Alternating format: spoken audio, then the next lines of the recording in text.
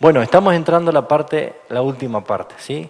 El plan de redención comienza, acuérdense, para que nosotros podamos entender, no es que exista en la eternidad pasada, ¿sí? La eternidad es eternidad, no tiene principio y final. Pero para que nosotros podamos comprender en nuestra razón, hay una eternidad pasada y una eternidad futura. Es como que nosotros somos un paréntesis en medio de este plan, ¿sí? No, todo esto comenzó en el Dios increado, ¿sí? Autoexistente. Dios, nuestro Salvador, Él fue autoexistente, siempre existió, ¿sí? Nadie lo creó.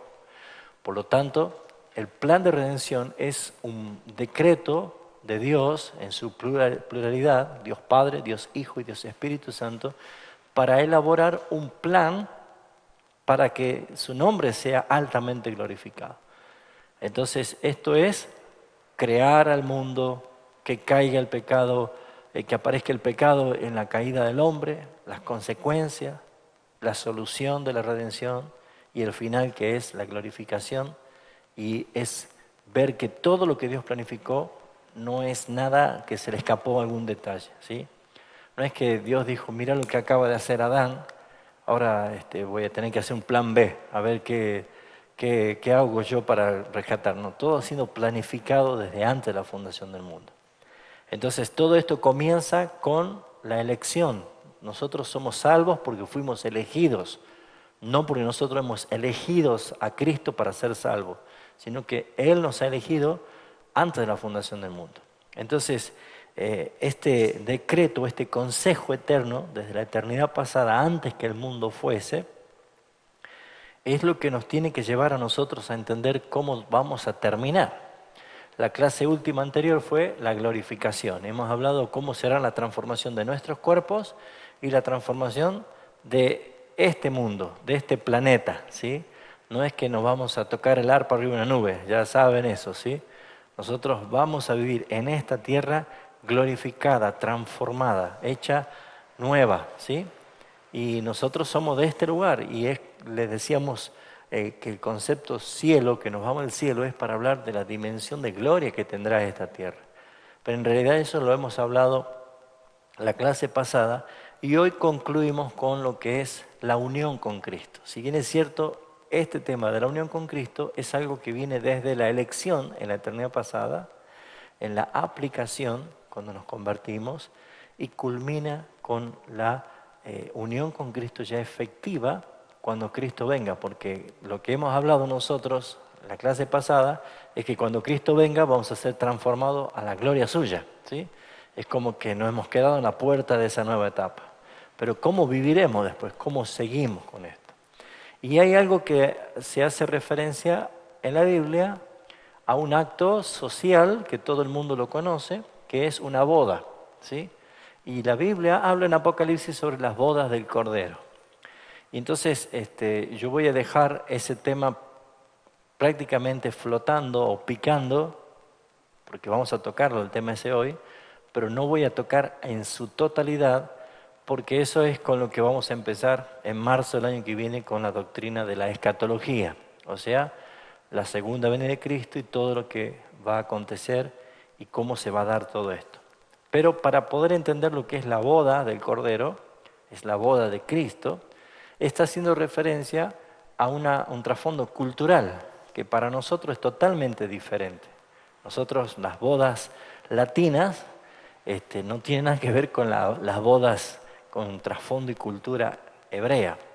Nuestras particularidades de nuestras bodas están muy asentadas en la decisión romántica o amorosa que puede tener un hombre hacia una mujer y una propuesta de matrimonio y la mujer decide, dice acepto, ¿sí? Entonces el hombre tira bomba y todo esto, ¿no? Uno puede verlo, hoy se está propagando mucho por videos cómo está de moda en un cine, en un bar, en una cancha de fútbol, en un torneo de básquet, lo que sea, que entra el novio y se arrodilla y le abre la cajita con la alianza y le propone casamiento, ¿no? Entonces, ¿de quién es la decisión de aceptar? De la novia, de la chica, ¿sí? Y hay algunos casos que dicen que sí, otros casos que dicen que no. Pero esa es nuestra cultura. La cultura y el trasfondo hebraico de una boda no era así, ¿sí?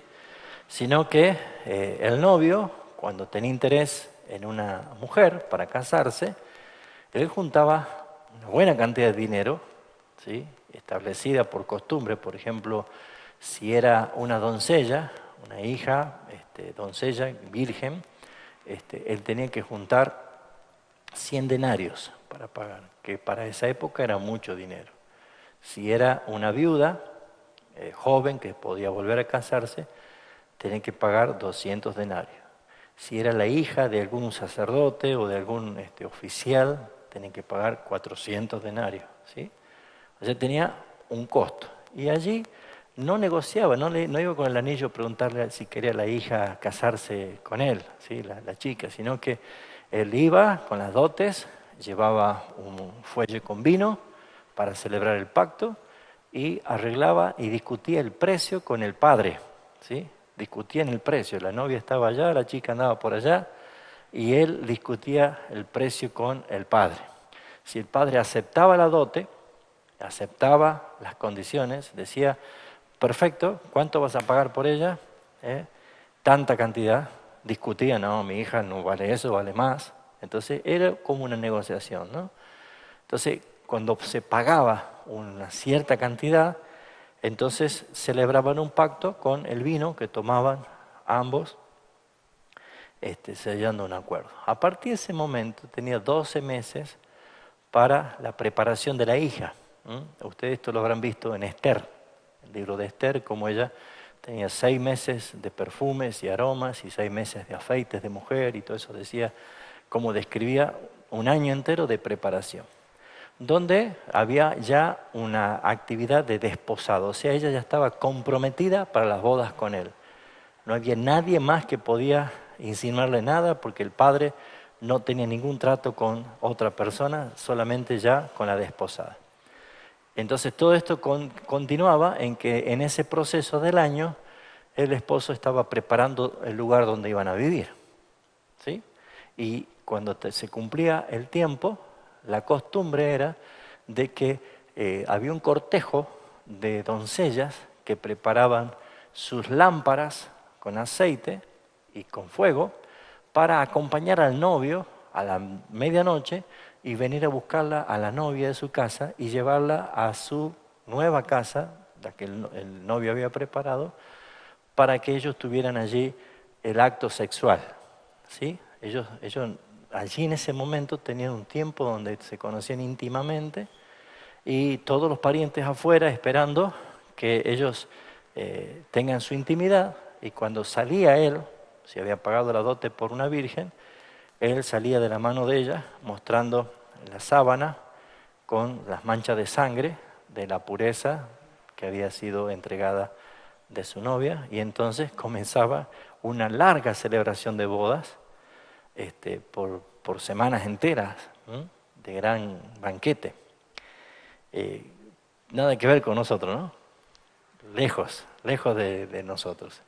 Fíjense en que la que espera es la novia, lo espera el novio, y él es el que llega. Él se ponía un traje que eran como láminas de acero o bronce bien bruñido, como espejos, y entonces había un camino que le acompañaban las doncellas con sus lámparas. ¿Para qué con sus lámparas? Para que él resplandezca, él es el que resplandecía, ¿sí? Y él iba a buscar a la novia. En nuestra cultura es al revés. Nosotros vemos que el novio está paradito acá esperando que llegue ella y la mira así. Y cuando dice, ahí viene la novia, ¿no? Entonces el novio se esfuma del protagonismo y todos la miran a la novia. Y la dicen, qué linda la novia. Y hasta le cantan a la novia, ¿no es cierto? Bueno, hasta culturalmente es diferente. Por eso es que nosotros vemos que nuestras bodas con Cristo se van a celebrar cuando Él venga. Él venga a buscarnos. Él dijo, yo iré y a preparar morada y vendré a buscarlos, ¿sí? Y ese pacto de las dotes y ese acuerdo del costo por lo que iba a pagar nuestras vidas lo hizo con el Padre en la eternidad pasada. ¿Se entiende? Él pagó, ya por eso el Cordero fue inmolado antes de la fundación del mundo, y nosotros, los que estamos aquí ahora, estamos en el tiempo de la purificación. Esa es la santificación. Acuérdense que Él viene a buscar una iglesia santa, sin manchas y sin arrugas. Ese es el proceso de la santificación que nosotros tenemos.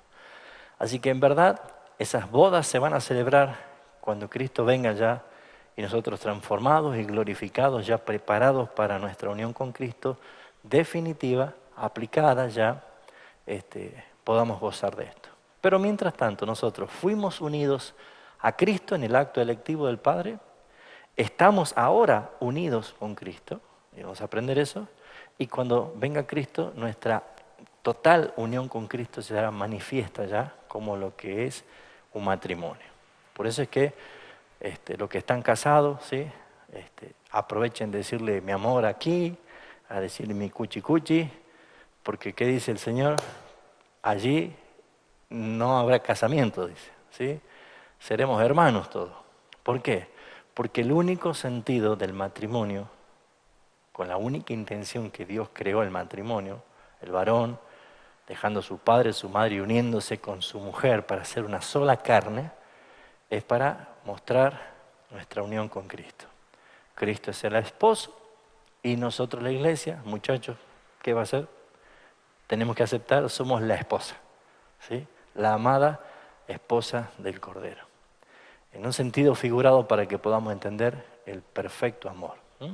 Así que la unión con Cristo, ¿qué significa nuestra unión con Cristo? Vamos a ver 4 aspectos principales en la cual podemos desarrollar hoy, que estamos en Cristo, que Cristo está en nosotros, que somos como Cristo y que estamos en Cristo.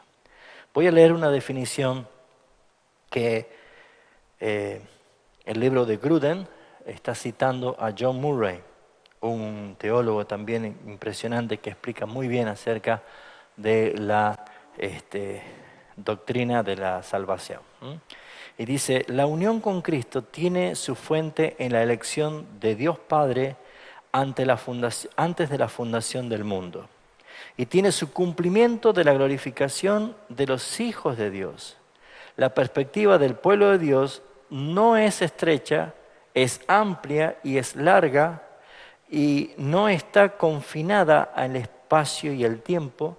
Tiene la expansión de la eternidad y su órbita tiene como enfoque, uno, el amor que Dios elige, Dios Padre elige, y desde la eternidad, y lo segundo es la glorificación con Cristo en la manifestación de su gloria. Entonces, el anterior, gracias, el anterior no tiene principio y el segundo no tiene fin, ¿sí? El amor y la gloria. O sea, fíjense ustedes qué concepto general que no está limitado a un momento, sino que es desde eternidad hasta eternidad. Entonces, si tuviéramos nosotros que definir nuestra unión con Cristo, sería la siguiente. Unión con Cristo es una frase que se usa para resumir varias relaciones diferentes entre los creyentes y Cristo, que son esas 4, ¿sí? En esto nosotros vemos que los creyentes reciben todo el beneficio de la salvación obtenida por Cristo y Cristo recibe toda la gloria que nosotros logramos en Él.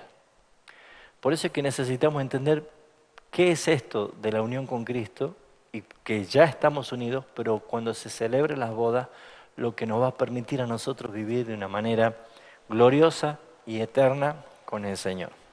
Así que vamos a desarrollar estos 4 puntos. El primero es, estamos en Cristo.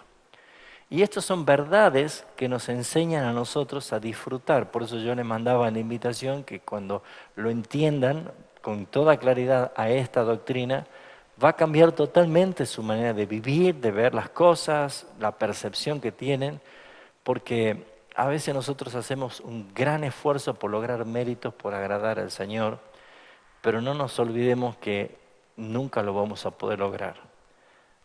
Que nuestro esfuerzo no tiene sentido, sino que el que lo hizo por nosotros ya fue agradable al Señor. Por eso es que nosotros somos ya aceptos en el amado. Así que la frase en Cristo, que aparece muchas veces en el Nuevo Testamento, la palabra en Cristo, no tiene solo un significado único, sino que quiere representar una variada cantidad de relaciones, como lo vamos a desarrollar. Primero, nosotros estamos en Cristo ya desde el plan eterno de Dios. El plan eterno de Dios. Allí en Efesios capítulo 1, versículo 4, dice, según nos escogió en Él, está hablando de Cristo, antes de la fundación del mundo, para que fuésemos santos y sin manchas delante de Él. Aquí la palabra es clara. El apóstol Pablo, por revelación, dice que nosotros fuimos escogidos en alguien, en Él, en Cristo. O sea, nuestra elección estuvo basada en la soberanía de Dios Padre, pero fuimos depositados en unión con Cristo. En Cristo estamos. Entonces, ¿qué quiere decir esto? Que estamos en Él. Que Dios nos escogió en Cristo antes de la fundación de este mundo, y fue que en Cristo que nosotros fuimos predestinados, a fin de que nosotros seamos lo que dice el versículo 11 y 12. Dice el versículo 11 de Efesios 1.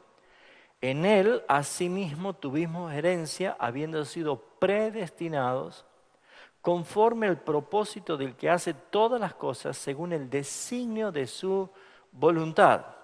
¿Con cuál propósito? A fin de que fuésemos para alabanza de su gloria, nosotros los que primeramente esperábamos en Cristo. O sea que nuestra elección comenzó antes de la fundación del mundo, y no porque nosotros ya existiésemos, sino en la presciencia de Dios, sabiendo que existiríamos, Él nos escogió para que seamos alabanza de su gloria.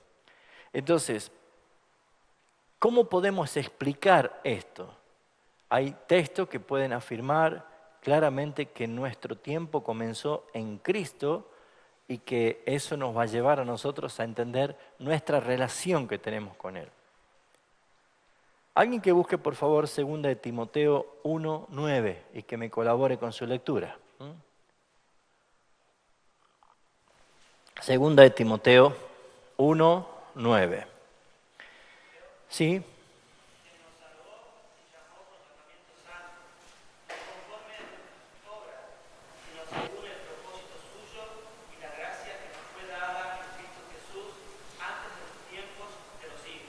Qué importante la última frase, antes de los tiempos de los siglos. Si lo unimos con la primera frase, ¿cómo comienza el versículo? Diciendo, nos salvó, ¿sí?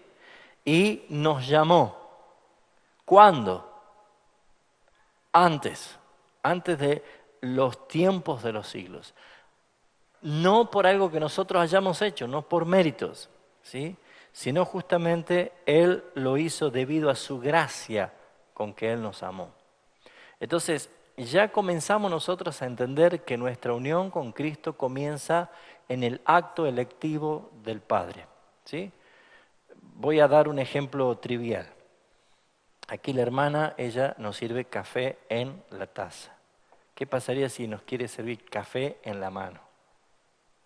¿Sí? Nos vamos a quemar y se nos va a caer todo el café. Entonces yo tengo que tener un recipiente que contenga el café que me está sirviendo. Entonces vemos nosotros de que el Padre hizo una elección de un número definido de personas a quien Él iba a salvar. Ni agregamos ni quitamos a ninguno. Es un número definido que solamente Dios el Padre lo sabe y Cristo los conoce porque son suyos. Que Él al escoger antes de la fundación del mundo, ¿qué hizo? Dice, nos puso en Cristo. O sea, Cristo viene a ser como el recipiente que nos contiene a nosotros. ¿Cuándo fue? Antes de la fundación del mundo. Y desde allí nosotros somos inseparables de Cristo, porque estamos unidos a Él. Por eso es que necesitamos entender que Cristo nos representa a nosotros no simbólicamente, sino literalmente, porque todo lo que Cristo hizo se nos imputó como que nosotros lo hicimos. Entonces, puesto que nosotros no existíamos antes de la fundación del mundo, ninguno, estos versículos indican que Dios, mirando el futuro y sabiendo que existiríamos, se consideró que estábamos nosotros en una relación especial con Cristo.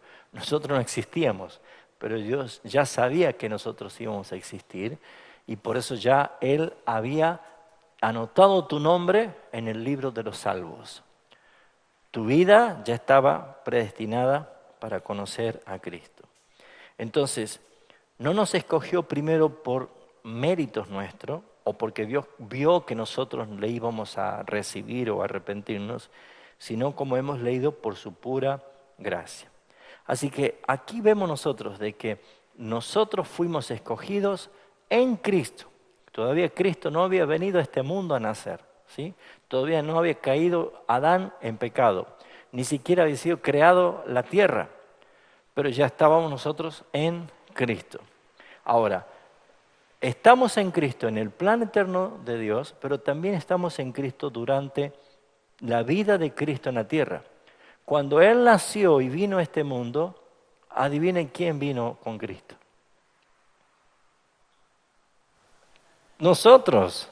Si nosotros estamos con Cristo en Él, antes de la fundación del mundo, al venir Jesús a este mundo, nosotros estábamos en Él. No separe esto, no separe, amolde su idea a lo que la Biblia nos enseña. Nosotros estamos en Cristo. Y cuando Él vino a este mundo, nosotros ya estábamos en Él, aunque yo no había nacido, pero nosotros estábamos en Él. Esto parece algo fuerte para entenderlo, pero forma parte del plan de redención de Cristo. Por eso es que nosotros fuimos justificados en Él. ¿Por qué? ¿Qué nos dice Gruden? En toda la vida de Cristo en la tierra, desde su nacimiento hasta su ascensión, para Dios nuestro Padre, nosotros estábamos en Él. Leo de nuevo esta definición. En toda la vida de Cristo en esta tierra, desde su nacimiento hasta su ascensión al cielo, para Dios el Padre, nosotros estábamos en Cristo. Es decir, lo que sea que Cristo hizo, lo hizo como nuestro representante. O sea que si yo estaba en Él, el Padre no separa mi vida de Cristo, sino que todo lo que Él hizo, lo hizo como que si yo lo hubiese hecho, como que si usted lo hubiese hecho. ¿Se entiende esto? Por eso es que nosotros tenemos que entender esta doctrina como lo que culmina este plan eterno de redención para la glorificación eterna. ¿Qué más dice? Dios lo contó como si fuera algo que nosotros hicimos también. Por supuesto, los creyentes no estaban conscientemente presentes en Cristo, pero sí todos nosotros estábamos ya en Cristo en el acto electivo. Cuando Cristo estuvo en la tierra, Él todo lo que hizo, lo hizo para obediencia del Padre. Cuando nosotros estamos acá en la tierra, todo lo que hacemos para obediencia del Padre. No. Ojalá que sí, pero no nos alcanza, porque no podemos obedecer de la dimensión que Cristo lo hizo. Entonces, ¿cómo se me imputa a mí perfecta obediencia? ¿Porque yo lo logré? No, porque Cristo lo logró. ¿Y dónde estaba yo? En Cristo. ¿Se entiende esto? Ni más ni menos. Nosotros somos lo que estamos en Cristo y por eso es que todo lo que Cristo logró se imputa a nosotros. Y déjeme decirle que nosotros cometemos diariamente pecados y muchos errores y nos equivocamos. Jesús jamás, siendo hombre en este mundo, cometió un pecado. Ni jamás se equivocó. Nunca tuvo que pedir perdón Él porque se equivocó, ni en una opinión, ni en un pensamiento, ni en nada. Por eso es que se nos imputa a nosotros perfecta justicia. No porque yo lo haya logrado a usted, sino porque lo logró Él. Así que los creyentes estuvieron presentes en Cristo, no solo en los pensamientos de Dios, sino que Dios nos tomó como si hubiésemos, como también nosotros hubiésemos pasado todo por lo que pasó Cristo y en victoria. Eso se llama imputación, hermanos. Voy a decirle algo para que sea más claro. Nosotros estamos viviendo una vida aquí, y en realidad nuestra vida ya está culminada, ¿sí? Y victoriosa, y perfecta. ¿Por qué? Pablo dice en Efesios 2 que él nos vio juntamente con Cristo sentado en lugares celestiales. ¿Por qué nosotros podemos entender este punto? Porque no nos podemos separar mis actos de lo que hace Cristo. No nos podemos separar. Cristo lo hizo por nosotros. A veces nosotros fantaseamos de que cuando estábamos en la escuela queríamos que el mejor alumno, el mejor promedio, nos haga el examen por nosotros, ¿no? Y que nosotros firmemos el nombre, pero el examen lo hizo el más bocho de la escuela. Decimos, wow, yo sé que no lo hice el examen. Yo sé que solo puse mi nombre, pero el desarrollo perfecto no lo hice yo, lo hizo el más bocho, el más sabio de mis alumnos, de mis compañeros. Entonces, acá no se trata de un engaño, sino de un plan. Acá no es que Jesús dijo que nadie se entere menos mi Padre, yo voy a hacer por ustedes como si fuera que ustedes han hecho. No hay trampa en esto. Esto es un plan de Dios. Dios Padre, en un acuerdo con el Dios Hijo y el Espíritu Santo, planificó que esto sea así, para que nosotros pudiésemos ser transformados en gloria y entrar en perfección.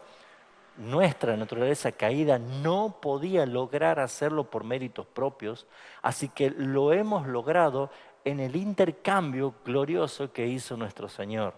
Él tomó nuestras vidas en Él para pagar las consecuencias de nuestros pecados, y lo que Él vivió gloriosamente y perfectamente se imputó para que nosotros recibiésemos la justicia de esas buenas obras. ¿Se entiende?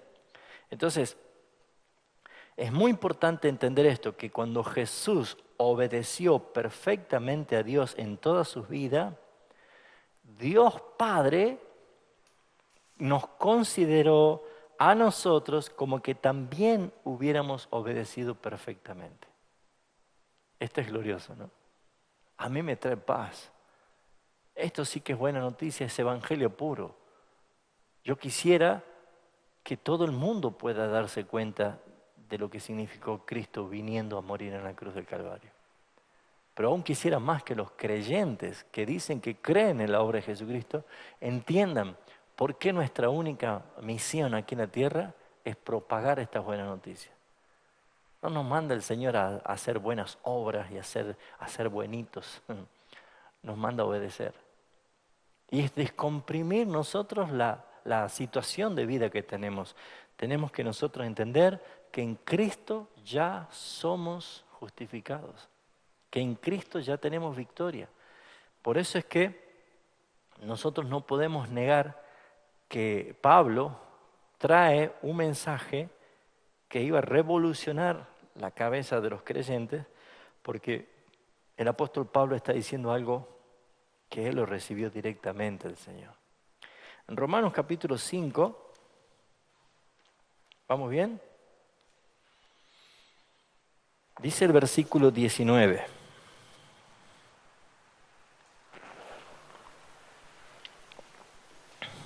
Porque así como por la desobediencia, así como por la desobediencia de uno, ¿quién será ese uno? Adán, los muchos fueron constituidos pecadores. Lea conmigo lo que dice allí. Así también, por la obediencia de uno, de Cristo, los muchos serán constituidos justos. ¿Cuántas veces hemos leído ese texto? ¿Y cuántas veces no lo hemos entendido así? Pero aquí vemos esto. Nosotros somos constituidos justos, perfectos, sin ninguna demanda legal del Padre. sin ningún reproche. El Padre no nos puede reprochar por algo. ¿Por qué? Porque no ve lo que nosotros hacemos, sino lo que Cristo hizo por nosotros. Si alguno de los que está aquí presente, o los que escuchan la clase y ven la clase, piensan, entonces yo puedo hacer lo que quiera. Justamente ese pensamiento lo tienen aquellos que no han sido regenerados todavía, porque todavía aman el pecado. Sino que todo lo que nosotros luchamos con el pecado, que nos entristece pecar, que nos avergüenza pecar, que decimos no veo la hora ya de ser glorificado y no tener resto de pecado en mí, para ellos es esta buena noticia. Para todos los que creemos en la obra de Cristo dice esta palabra, Pablo dice esto. Así como el pecado por la desobediencia de uno entró el pecado para todos, así también por la obediencia de uno, este es Cristo, los muchos serán justificados. Qué lindo que es conocer estas buenas noticias. Así que debido a que Dios nos consideró como que estando en Cristo, también pudo considerar que nuestros pecados pertenecían a Él. Aunque Él no cometió, la misma palabra dice que por nosotros lo hizo pecado. ¿Se entiende esto? Así como nosotros recibimos toda la bendición de nuestra unión con Cristo, el Padre dice, lo que mi Hijo hizo, perfecto, yo lo imputo a tu cuenta como que vos lo hiciste. Dígame alguna cosa linda que se acuerdan que Jesús hizo en la tierra. Una, vamos. ¿Nada? ¿Qué hizo Jesús, ¿Pero qué hizo Jesús acá en la tierra? ¿Tenía compasión por la gente? Bueno, nosotros a veces no tenemos compasión como la que Cristo tuvo. Pero sin embargo, lo que Cristo hizo se nos imputó a nosotros como que perfecta compasión. ¿Oraba Jesús al Padre? ¿Cómo habrá orado para que los discípulos digan, enséñanos a orar? Ahora, hasta aquí nadie me ha pedido a mí que yo les enseñe a orar como yo oro, porque debe ser que yo no oro como ora mi Señor. Pero ¿saben, hermanos? Lo que se pone aquí es que Cristo, lo que logró, se nos imputa a nosotros. Y así es en todo. Pero también dice la palabra que al estar unidos con Cristo, nuestros pecados, el Padre también los vio como suyos. Sin haber nosotros, o sin Él haber cometido pecado.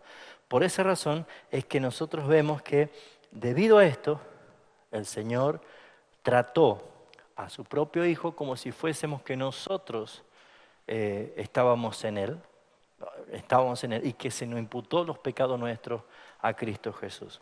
Fíjense en lo que dice 2 de Corintios 5:21.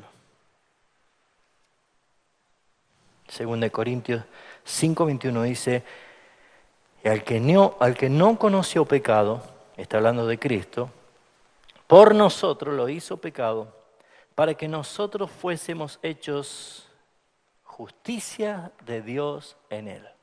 Esto es una perfecta noticia.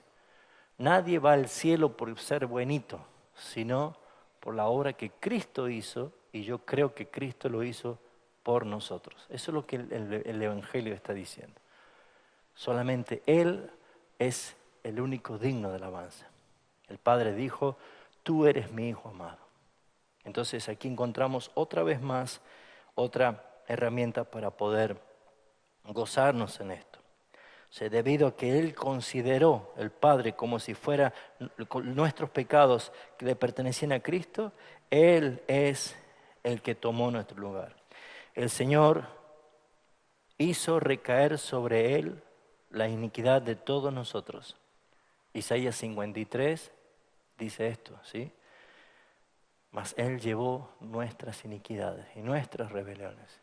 Jesucristo no cometió ningún pecado, pero Él pagó por nosotros.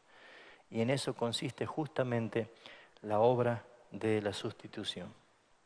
Pero no fue simplemente nuestros pecados que Cristo llevó, sino que también le pertenecemos nosotros, sino a nosotros mismos.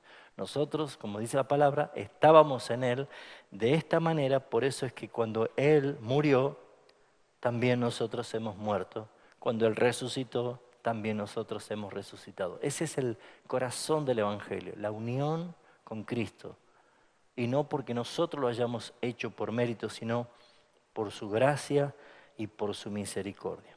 Así que cuando Cristo murió, Dios nos tomó también como si nosotros hubiéramos muerto. Nuestro viejo yo fue crucificado en Él. Fíjense en lo que dice Romanos capítulo 6, que describe el apóstol Pablo esta doctrina. Romanos capítulo 6. Dice el versículo 6, sabiendo esto, que nuestro viejo hombre, nuestra vieja naturaleza, nuestro viejo yo, ¿qué pasó? Fue crucificado juntamente con Él, con Cristo, para que el cuerpo del pecado sea destruido a fin de que no sirvamos más al pecado. Entonces, nuestra relación con Cristo, en nuestra unión con Cristo, significa de que todo lo que Cristo hizo, estando durante la vida de Cristo aquí en la tierra, fue representativa. Él hacía algo y lo hacía por nosotros. Y lo que Él lograba, el Padre lo imputaba a nosotros. ¿Se entiende esto? Es importante que este sentido de esta doctrina lo tengamos muy en claro. Ahora, cuando Cristo volvió al cielo, por consiguiente, Él ganó para nosotros todas las bendiciones de la salvación. Y Dios Padre consideró esas bendiciones como legítimamente nuestras, como si nosotros hubiésemos logrado o ganado el derecho a estar en salvación. Qué interesante es ver esto también otra vez. No hay nada que Dios no haya visto en Cristo lo que nosotros necesitábamos. Él vio que Cristo lo hizo, pero al estar nosotros unidos con Cristo, Él vio que nosotros también lo hicimos. ¿Se entiende esto, hermano? Ahora bien, el tercer punto uno es un plan eterno de Dios, el segundo es durante la vida de Cristo aquí en la tierra, y el tercero es que estamos unidos en Cristo en nuestras vidas, en nuestra nueva vida ahora, ¿sí? Ahora nosotros cuando hemos escuchado el Evangelio, fuimos regenerados, fuimos convertidos, entonces algo pasó con nosotros, ¿sí? Cristo vive en nosotros, algo pasó en nosotros. Así que una vez que hemos nacido y que hemos comenzado a existir en este planeta Tierra, nacido de papá y mamá, ¿sí? Esas personas ya eran reales en este mundo. O sea, lo que Dios había planificado y había escogido, sabiendo que un día iban a nacer, somos nosotros, ¿sí?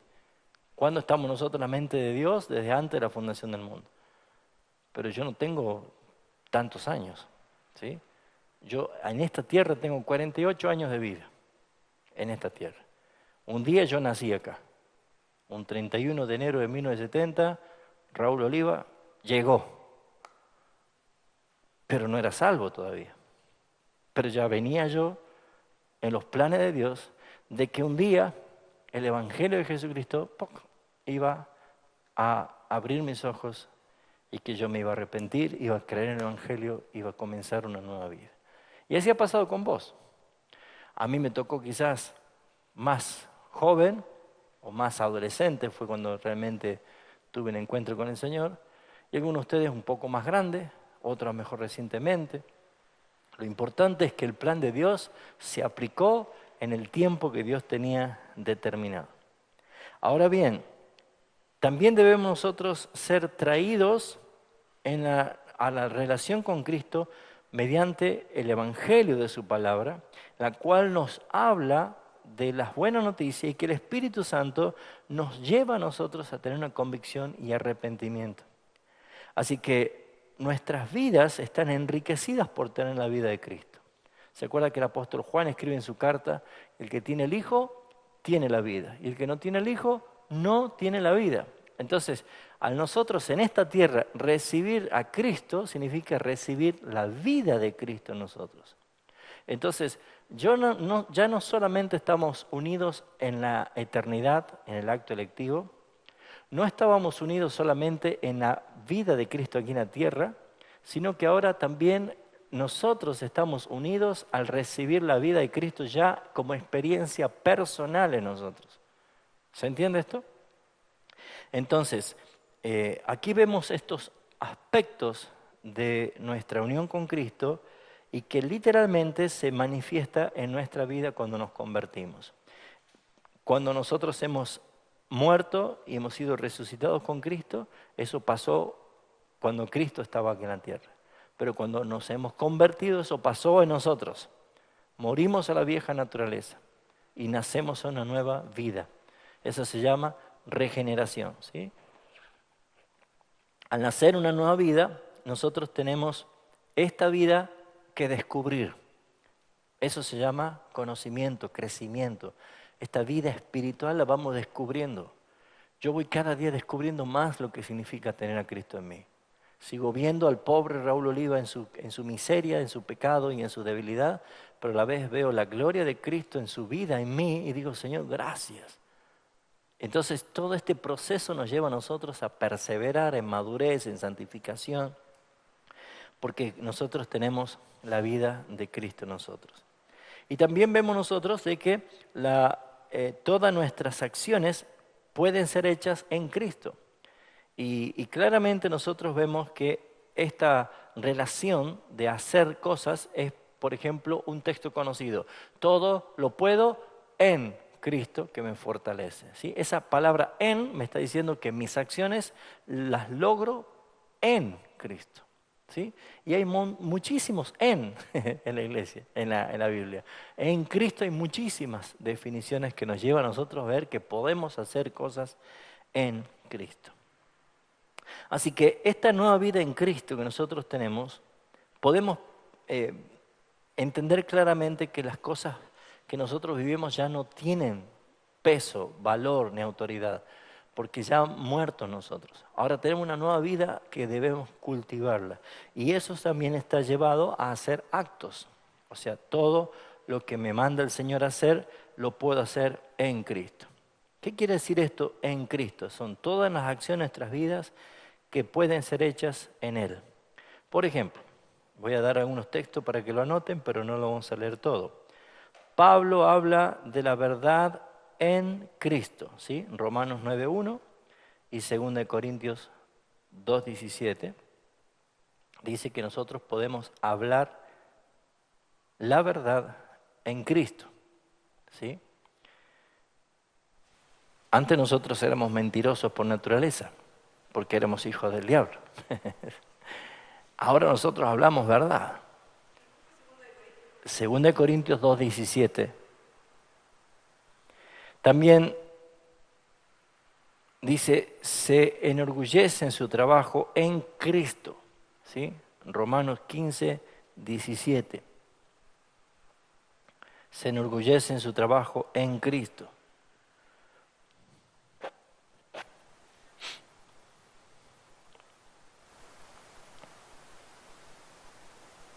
Pablo recuerda a los corintios que sus caminos están en Cristo. ¿Sí? Pablo está diciendo, mis caminos están en Cristo. 1 Corintios 4:17. También hace referencia de que él espera en el Señor Jesucristo.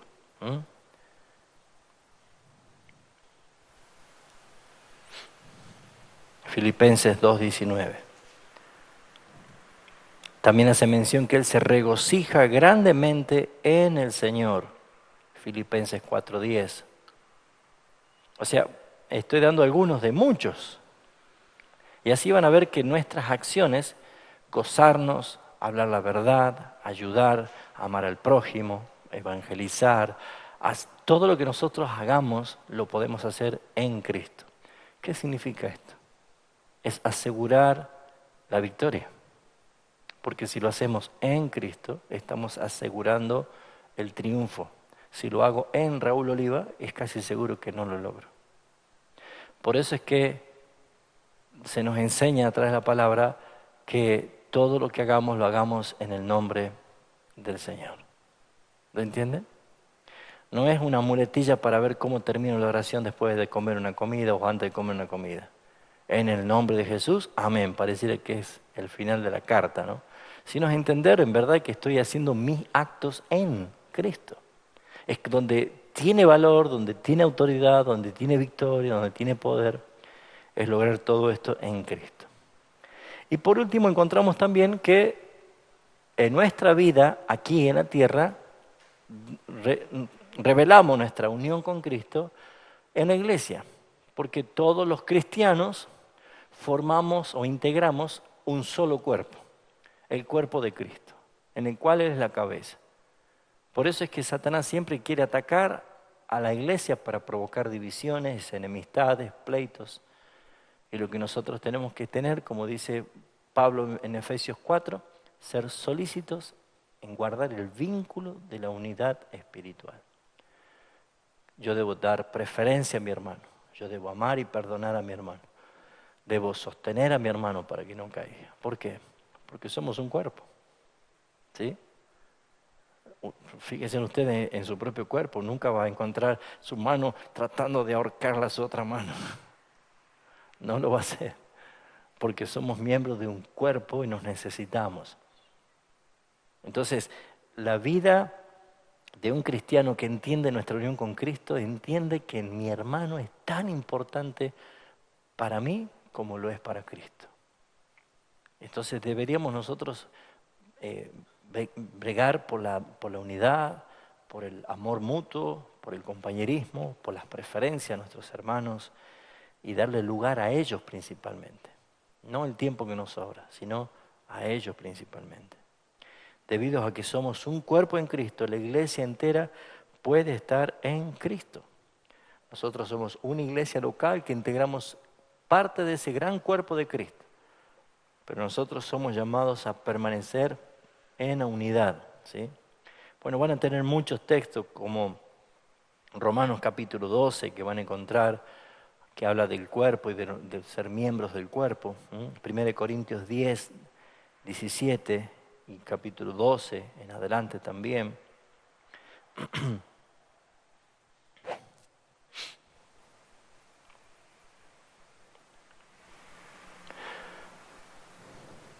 ¿Vamos bien? Bueno, yo sé que están tristes porque hoy es la última clase, pero no se pongan mal. Nosotros debemos entender que la idea de un cuerpo es una metáfora, ¿sí? Y es el perfecto ejemplo para entender primero que es un cuerpo vivo, ¿sí? Que nosotros integramos un cuerpo vivo y que cada cuerpo tiene muchos miembros necesarios para que ese cuerpo vivo se manifieste y tenga utilidad. Entonces, esta metáfora que es citada en la palabra nos ayuda a entender que nosotros somos parte importante del cuerpo de Cristo. ¿Por qué no perseveran? Algunos, ¿por qué dejan? ¿Por qué no están? ¿Por qué no extrañan? ¿Por qué no sienten nada por la iglesia, por el hermano que se están dejando? Juan lo dijo claramente, estaban con nosotros, pero no eran de nosotros. Por eso es que se fueron para que se manifiesten que no eran de nosotros. Entonces no podemos nosotros obligar a la gente de los pelos a quedarse y permanecer porque lo único que vamos a lograr es tener un miembro ortopédico en el cuerpo. ¿Vio que yo puedo tener una pierna ortopédica? Parece una pierna, parece mi cuerpo, pero no es mi cuerpo. Y le aseguro que yo me meto un martillazo en el dedo chiquito y me va a doler todo el cuerpo menos la pierna ortopédica. No le va a doler. Porque no es parte del cuerpo, no es vital. ¿Sí? Entonces a veces tenemos hermanos en la iglesia y decimos, sí, somos hermanos, todos estamos en el mismo cuerpo, sí, pero no todos son vitalmente miembros del cuerpo de Cristo. Así que no vaya a titular a hermanos ortopédicos, ¿no? No lo diga. Pero es una ilustración para poder entender de que no todos, como dice la palabra, son del Señor. Tenemos que ver nosotros de que es así. Ustedes vieron, nos sacamos una foto familiar y viene el papá, la mamá, los hijos y ahí está el perro. Pero dijimos familiar, ¿no? Pero es parte de la familia, sí, pero no es familia. Pero nos consideramos familia, ¿no es cierto? Y el perro está ahí. Parece, pero no es. Bueno, en la iglesia es igual. Y no podemos obligar, y no podemos retener. Debemos nosotros dejar que el Espíritu Santo dé testimonio que yo pertenezco al cuerpo, a la iglesia, vitalmente, y que yo tengo obligación de funcionar para que el cuerpo entero funcione bien. ¿Amén? Bueno. Luego tenemos el punto B. Nuestra unión con Cristo también es entender que Cristo está con nosotros. Y eso es importantísimo, porque todavía hay cristianos que creen que Cristo está allá. Y Él está en nosotros. Él está en nosotros. Sí es verdad que está sentado en su trono a la diestra del Padre, pero también Él está en nosotros. Él es omnipresente. Él es Dios. Y Jesús habló de una segunda clase de relación cuando dijo, el que permanece en mí y yo en él, dará mucho fruto. Ahora, no está haciendo referencia a que haya cristianos que haya la posibilidad de que Cristo no esté en él siendo cristiano, no. Cristo está en todos los cristianos. El problema es que los cristianos no todos los reconocen que Cristo está en ellos. ¿Por qué? Porque viven independientemente, deciden independientemente, actúan, hacen, deshacen todo como si fuera que Cristo no está en nosotros. ¿Y qué es lo que pasa cuando un cristiano vive así? Su vida es infructífera. Pero todo aquel que permanece en mí y yo en él, éste lleva mucho fruto. ¿Por qué? Porque yo soy limitado, yo soy necio en cuanto a las cosas espirituales y necesito de él, que es el sabio, el vencedor, el victorioso. Así que si yo tengo que hacer un negocio, no me voy a largar a decir yo solo, voy a decir, Señor, ¿qué opinas vos? Vos decidís, yo voy a obedecer. Y el Señor dice, no va, cerramos la puerta. Señor, no me querés, ¿por qué me haces eso? Me haces sufrir. ¿Y qué no le estás diciendo que Él es el que sabe? ¿Se dan cuenta? Cuando nosotros aceptamos su voluntad, reconociendo que su voluntad es buena, es agradable y es perfecta, nosotros estamos en paz. Aunque yo hubiese querido otra cosa, pero si les aseguro que por querer otra cosa, termino pagando el desastre de mis acciones. Si Dios dice no, amén. Porque todo lo que de Él viene es perfecto. Amén. Así que la vida cristiana es reconocer que Cristo está en nosotros. Esa unión con Cristo es vital, puesto que es una relación que potencializa nuestras vidas cuando yo reconozco que Cristo está en mí. Por eso Pablo escribe un famoso versículo que nosotros conocemos en Gálatas 2:20 y que hace referencia a lo que en verdad nos conviene a nosotros. Dice, con Cristo estoy juntamente crucificado. Ya no vivo yo, quiere decir, ya no decido yo, ya no mando yo, ya no hago lo que quiero yo, no soy autónomo, no soy autosuficiente, ya no. Cristo vive en mí. Él manda, Él decide, Él me gobierna, Él es mi rey. Lo que vivo en la carne, en la vida, acá, lo vivo en la fe, creyendo en lo que el Hijo de Dios me dice que haga. ¿Por qué lo hago esto? Porque Él me amó y se entregó por mí. ¿Lo ven? Ese es el concepto de este versículo. Porque a veces llevamos ese versículo como algo literal. Y vos decís, pero yo no estoy muerto todavía. Sí, es verdad, biológicamente estamos vivos, pero lo que pasó en la cruz hace 2000 años fue eso. Entonces yo debo aceptar y debo entender lo que significa estar unido a Cristo, reconociendo que Cristo está en nosotros. Es importante mantener la base de estos versículos, que hay una ley moral en nosotros que nos lleva a nosotros a obedecer al Señor, a depender del Señor y a aceptar su voluntad. Por eso es que nosotros tenemos que ver que este morar de Cristo en nosotros afecta nuestra respuesta a las necesidades. ¿Cuándo es que nosotros somos tentados a hacer rápidamente lo que queremos? Es cuando estamos en urgencia. ¿Sí o no? Cuando estamos pasando un momento desesperante de urgencia, queremos ya la solución ya. Y no estamos dispuestos a esperar los tiempos del Señor. Ya queremos el préstamo del banco para salir de las deudas, ya queremos nosotros qué sé yo, una transfusión de sangre, ya queremos un donante de un riñón, ya queremos que se nos saque la faja de clausura, ya, en la situación es límite. Y Satanás dice, siempre listo, aquí estoy, ¿qué necesitan? Ya te lo soluciono. Pero nunca es para bien. Y a veces nosotros en las situaciones límites, cuando tenemos que reconocer que es la mejor o el mejor momento, la mejor oportunidad de obedecer y estar en paz con el Señor, dejando que Él decida. Siempre dije esto, a veces Dios se demora para llegar a tiempo. Dios nunca llega tarde. A veces Él se retrasa para llegar a tiempo, ¿sí? Porque el propósito es que Él sea glorificado y que nosotros dependamos de Él permanentemente. Así que esto es lo que nos está enseñando especialmente a obedecer al Señor y reconocerlo a Él sobre todas las cosas. Y nuestra unión con Cristo también, como dice el punto C, es reconocer que somos como Cristo. ¿Qué quiere decir Gruden con esto, que somos como Cristo? No está hablando en esencia, sino en imitar. Él es nuestro modelo.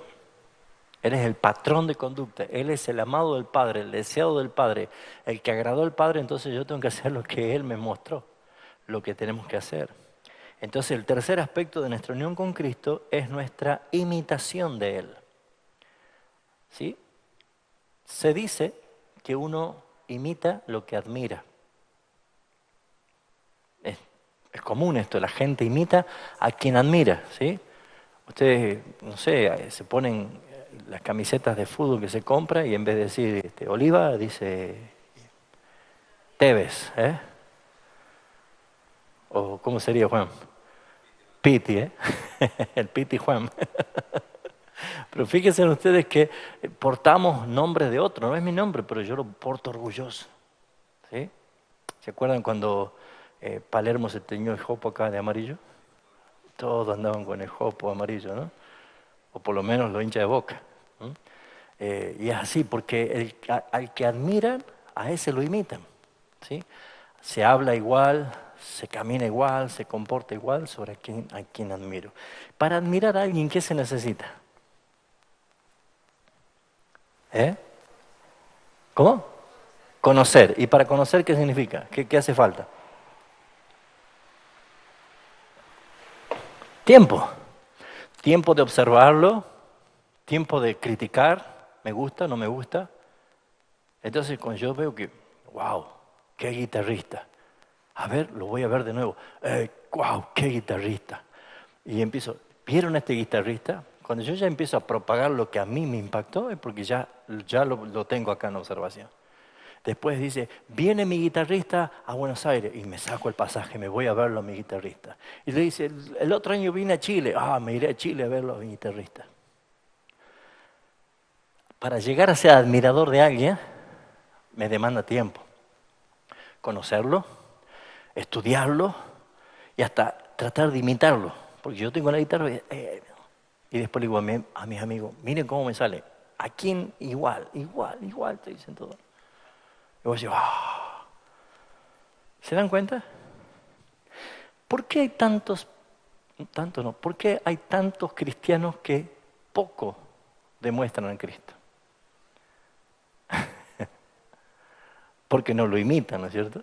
¿Por qué no lo imitan a Cristo siempre? Porque no lo conocen. ¿Por qué no lo conocen? Porque no le interesa, no le dan el tiempo, no se han puesto a estudiarlo, a observarlo. Y no lo siguen.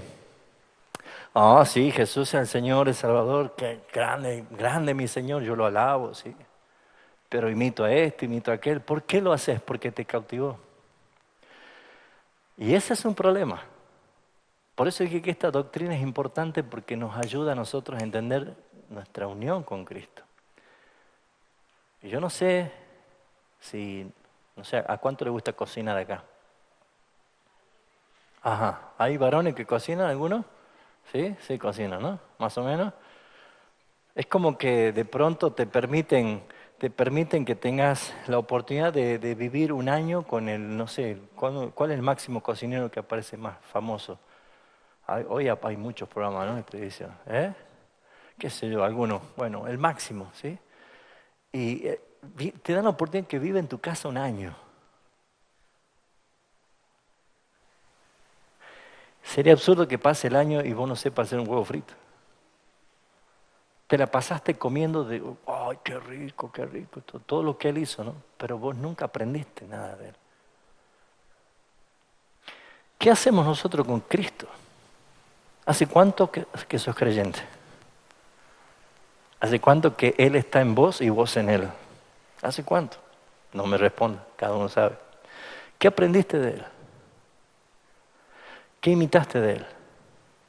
Porque si Él perdonaba, yo perdono como Él. Si Él bendecía a los que los maldecían, yo hago como Él. Si Él no pagaba mal por mal, yo actúo así. Si Él era honesto, si Él era trabajador, lo hago igual. Si Él se levantaba aún antes que amanezca, que salga el sol a orar, ¿puedo por lo menos un día a la semana poner el reloj tempranito?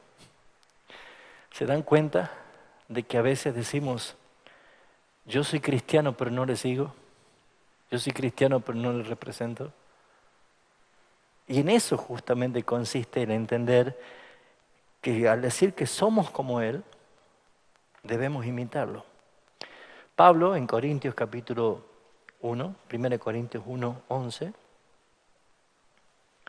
nos enseña algo también, ¿no? ¿Quién lo tiene? 1 Corintios 1, 11. A ver, ¿estoy diciendo bien? No, 1 Corintios 11, 1. Sí.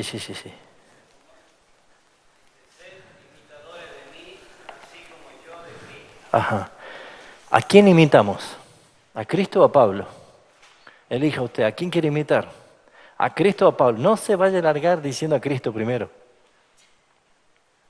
Si no podemos imitar a Pablo. ¿Se dan cuenta? Es que como que nosotros decimos, pero ¿cuál es el sentido de que me haya salvado el Señor? ¿Que el Señor se amolde a como yo soy? ¿O es que yo me tengo que amoldar como Él quiere que yo sea? Yo debo actuar y hacer lo que Él quiere que yo haga. Pero es que yo estoy haciendo cosas simplemente que permitiendo que el Señor se amolde a mi vida, a mis tiempos, a mis gustos, mis caprichos, a mis horarios, a mis placeres, que Él se amolde a mí. Mira, Señor, yo tengo únicamente para dedicarte a ti los domingos a la mañana 2 horas nada más. Y algunos domingos. Pero después, Señor, yo tengo una vida. Y tengo que trabajar, tengo que hacer esto, soy joven, tengo que vivir la vida, disfrutar la vida.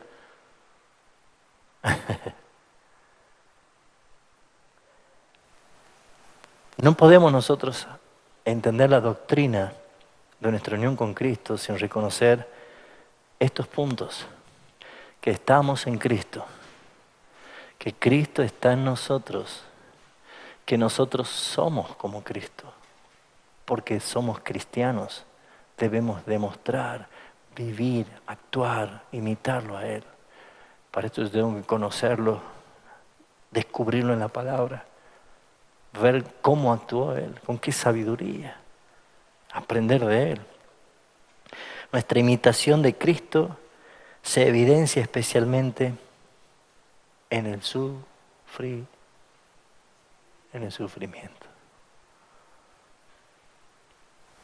¿Cuántas veces lo vimos felices a Cristo en esta tierra, de acuerdo a la Biblia? Probablemente en los 30 años que no figura nada de su niñez y su juventud y su adolescencia, ¿no? Porque Jesús tuvo una niñez, habrá jugado con su papá José, habrá dormido en los brazos de su mamá María, habrá jugado con sus hermanitos los juguetes.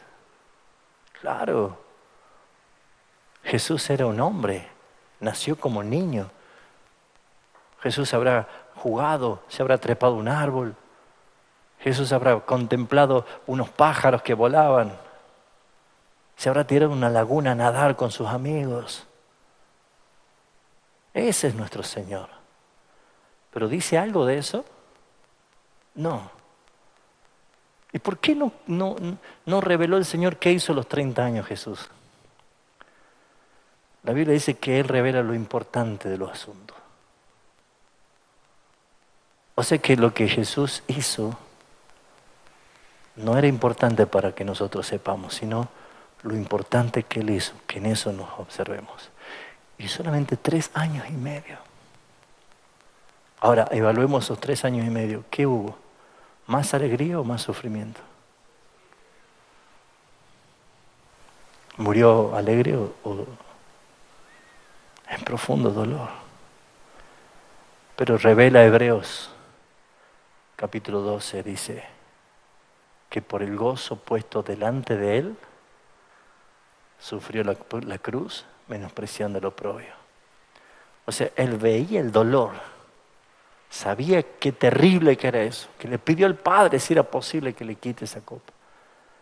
Pero dice que Él tenía puesto los ojos en el gozo, delante de Él. ¿Qué era el gozo? Todos nosotros redimidos por Él. Qué lindo es entender que al llamarnos imitadores de Cristo es aprender a sufrir por causa de Cristo. ¿Qué es lo más lindo después cuando uno llora? El consuelo, ¿no es cierto? Yo no sé cómo ha sido tu infancia, pero mi infancia ha sido, gracias a Dios, linda. Pero si algo que no iba a negociar mi mamá y mi papá era la hora del té de vaca, del cuerito de vaca, ¿no? O el changletazo. Ahora ya casi nada de eso, ¿no? Todo es. Pero antes formaba parte de una educación, hemos sido formados a un varillazo, a un changletazo, a un cintarazo, a un buen chirlo. Claro, porque forma parte de la forma que la Biblia nos enseña.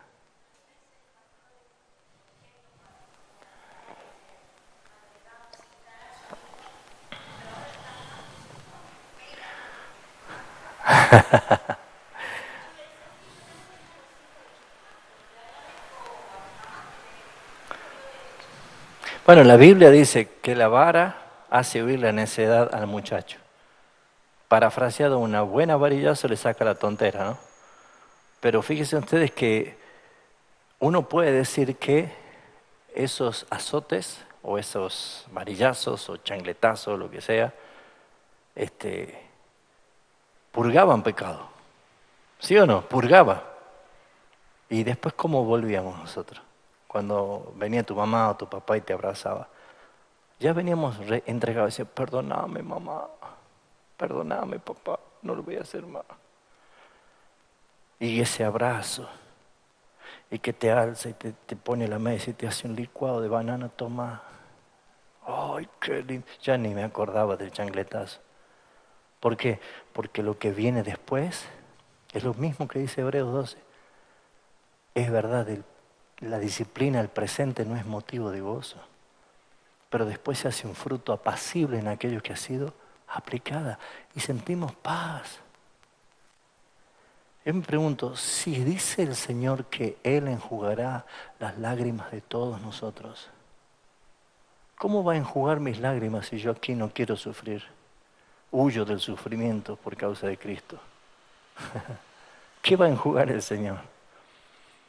O sea, yo debo entender que imitar al Señor, que ser como Él, es si mi Salvador dio su vida por mí, ¿por qué yo no voy a dar mi vida por Él? Hace una semana mataron a un misionero cristiano en la India a flechazo, ¿no? Salió en todos lados, salió. Y creo yo que nosotros tenemos que decir, ¿hasta cuándo yo voy a menguar en mi actividad con el Señor? Bueno, nuestra imitación de Cristo se evidencia especialmente en los sufrimientos. Ahora, no quiere decir que yo por imitar a Cristo me voy a parar ahora en, no sé, en la Plaza Independencia a provocar una violencia. Porque Dios no nos manda a todos a hacer esto. Es de acuerdo a la capacidad y de acuerdo a los planes que Dios le ha dado. No podemos negar nosotros de que todos los apóstoles murieron martirizados, menos uno. Juan murió de viejo. Y no era poca cosa Juan. Entonces, Cada uno según el llamamiento, cada uno según cómo Dios ha planificado. Hay hermanos que le van a glorificar al Señor como mártires. Y otros que a lo mejor van a morir de buena vejez. O con alguna enfermedad que viene por el cuerpo enfermo y corrupto por el pecado. Pero no quiere decir porque no murió en un paredón por causa de Cristo no es salvo. No. Así el Señor ha determinado a cada uno de cómo le vamos a honrar. Pero todavía más, nuestro sufrimiento se conecta con participar especialmente de la gloria de Cristo cuando Él vuelva. ¿Cuándo va a terminar ese sufrimiento? Cuando Cristo venga. Vamos a recibirle con gran alegría, con un gozo indecible. Vamos a gozarnos de esa venida gloriosa de nuestro Salvador. Por eso es que nosotros tenemos una esperanza, la esperanza venidera de nuestro Señor.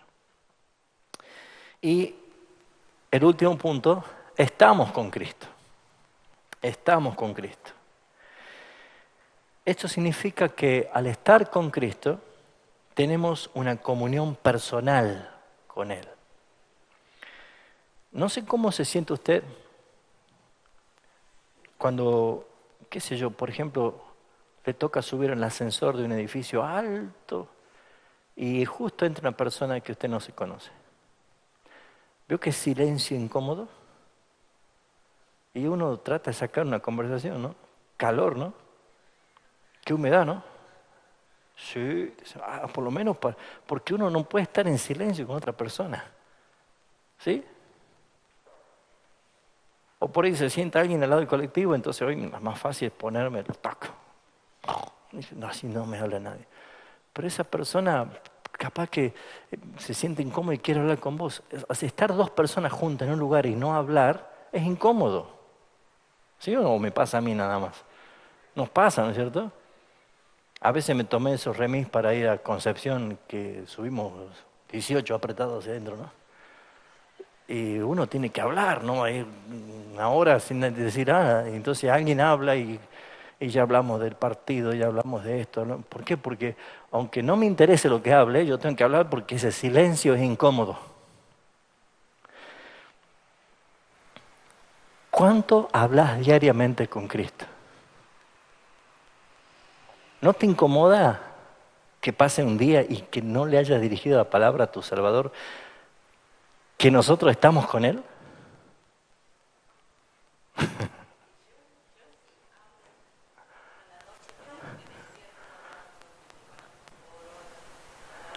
Uh-huh.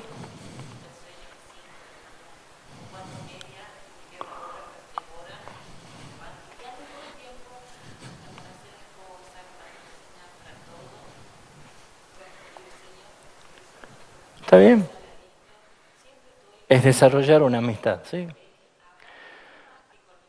Es que ahí está el punto, porque nosotros aprendimos que orar es hablar con Dios. Y yo no estoy muy de acuerdo con esa definición. Orar más bien es un monólogo mío. Hablar con Dios es otra cosa. Hablar, ¿qué es? Yo hablo y luego callo y escucho, ¿no es cierto? Tener una relación. Y a veces cuando nosotros vamos a orar, encasillamos al hablar con Dios en ese momento y lo hacemos como un ejercicio ya enlatado. ¿Cómo oramos? Pero, ¿te relacionás con el Señor fuera de la oración? Ese es el punto.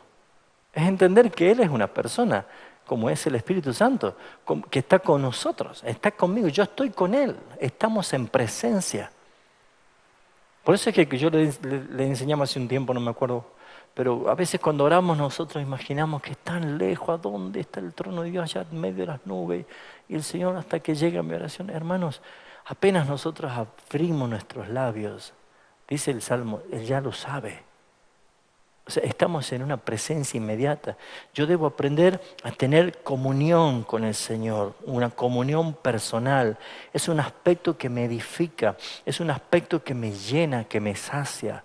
Hermanos, ¿cuántos cristianos le lloran a la soledad y sienten depresión por la soledad? Y la soledad no existe para el cristiano. No existe la soledad para el cristiano. El cristiano tiene ángeles enviados para el custodio de los herederos de la salvación, bíblico. El cristiano tiene el Espíritu Santo como persona amiga, consolador, paracletos, guiador. Nunca nos separamos de Él. El cristiano tiene a Cristo viviendo en nosotros, nosotros en Él. No existe la soledad. La soledad es una sensación de nuestra propia autocompasión. Pero en realidad nosotros debemos descubrir que estar solo es el mejor lugar para encontrar la compañía de Cristo. ¿Por qué te cree que siempre el Señor nos llamaba al desierto? Yo te llevé al desierto. Porque en el mejor lugar para estar con Él es cuando estamos a solas. Bueno, ya vamos terminando. Y el último punto es nuestra unión con el Padre y con el Espíritu Santo. Habla también de una relación. Es entender justamente que el aspecto de nuestra unión con Cristo nos une, nos consolida también en la unión de nuestro Dios Trino. Debido a que estamos con Cristo, nosotros podemos tener una relación directa también con el Padre. ¿Qué dijo Jesús? Nadie viene al Padre sino por mí. Nosotros fuimos reconciliados, acercados al Padre por la obra de Cristo. Y el Espíritu Santo está en nosotros como nuestro guiador, que testifica que somos hijos de Dios. Romanos 8:14 dice, todos los que son guiados por el Espíritu Santo de Dios, estos son hijos. Estos son los hijos de Dios, los que son guiados. Así que estas relaciones adicionales, sin embargo, van aumentando y creciendo a medida que yo voy disfrutando de la unión con Cristo. Como mencioné de las bodas del Cordero, creo que entendemos nosotros que esas tres etapas, el acuerdo entre el Padre y el Hijo por la dote, antes de la fundación del mundo, el pago de Cristo en la cruz del Calvario para comprarnos y redimirnos como su esposa, y esperando que Él venga para que nosotros entremos en gloria con Él, en las bodas del Cordero, significa que esta unión que ya sabemos que existe antes de la fundación del mundo, durante la vida de Cristo, durante nuestro nuevo nacimiento, se va a completar y se va a perfeccionar muy pronto cuando Cristo venga por segunda vez. Nosotros vamos a entender de una manera glorificada, nuestra mente va a estar totalmente glorificada. Vamos a entender, vamos a comprender y vamos a gozarnos de lo que es la relación eterna con nuestro amado Señor Jesucristo. Así que hoy concluimos acá la doctrina de la salvación, pero vamos a dejar para marzo, ya si Dios quiere, iniciando lo que es escatología. Amén. Espero que le haya sido de ayuda, que le haya ayudado a crecer, que le haya gustado. Pero siempre, nunca se olvide que nuestro Señor, lo que Él siempre nos reveló en su palabra, es para que la conozcamos y para que la aprendamos y la podamos nosotros disfrutar también. Amén.